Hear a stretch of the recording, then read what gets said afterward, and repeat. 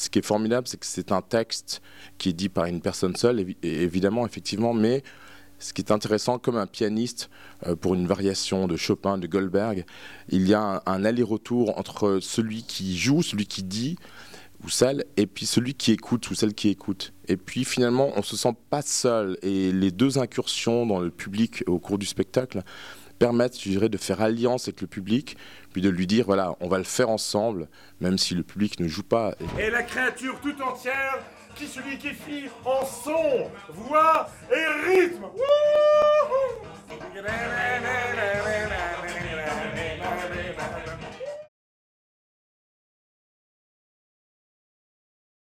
Oui, c'est vrai, ça permet d'avoir des respirations, ça permet d'apporter un peu de détente et de légèreté dans un propos qui est quand même difficile. On s'inquiète tout de même de comment le public va recevoir le spectacle, comment il va le vivre.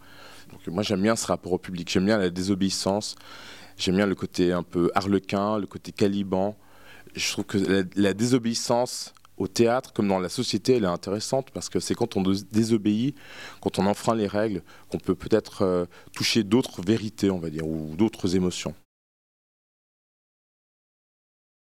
Je sais, la scène du singe, c'est vrai qu'elle est dérangeante, mais est-ce que cette scène est plus dérangeante que les femmes qui sont lapidées de par le monde? Est-ce qu'elle est plus dérangeante que les prisonniers à Abu Ghraib, couverts d'excréments, promenés en laisse par des soldats américains?